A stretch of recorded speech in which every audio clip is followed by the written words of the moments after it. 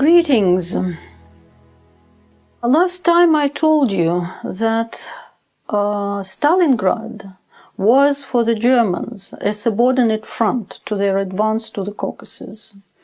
What they wanted is to prevent the Soviet counterattack or an attempt to block them in the Caucasus or to block their way to the Caucasus.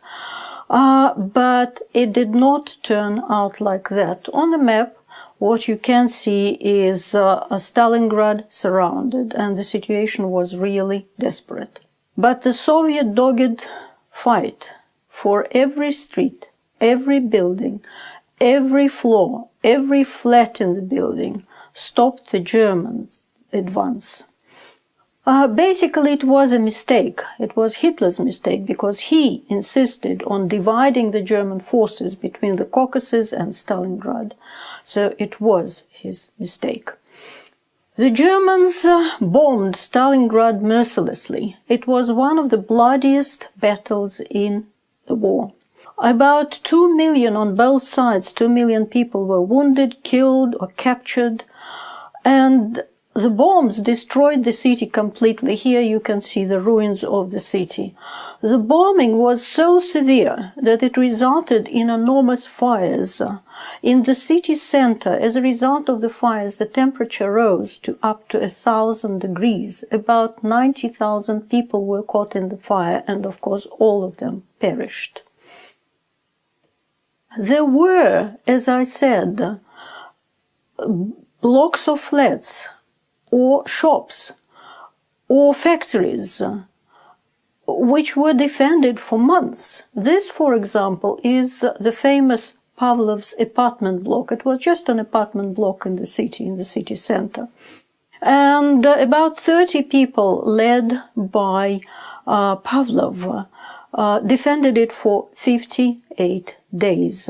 Almost all of them survived. So it was such fortitude that stopped the Germans. This is another picture of the defense of Stalingrad.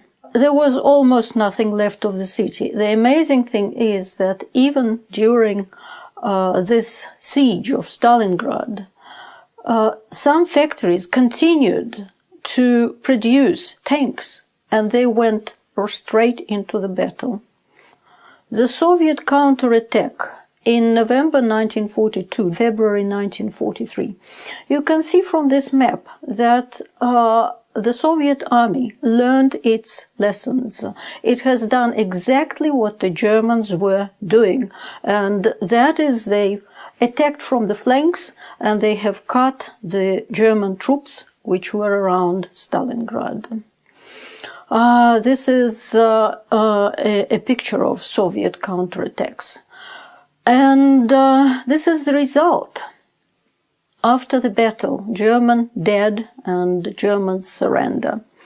German 6th Army was surrounded, hundreds of thousands killed, 90,000 taken prisoner.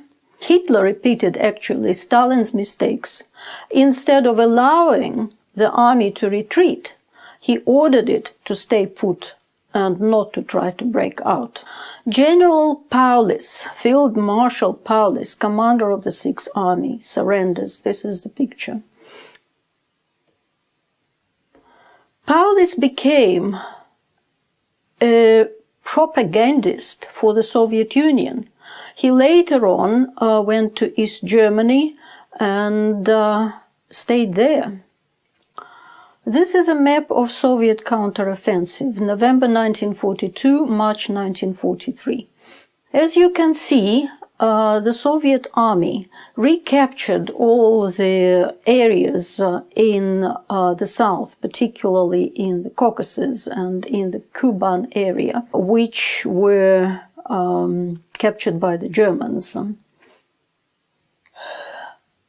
These are the pictures from the Soviet recapturing of the Caucasus, January-October 1943. The German army was weakened by this huge, enormous Soviet victory. Its force was not spared, but it lost prestige and initiative. The breach of the siege of Leningrad followed almost at the same time, January 1943.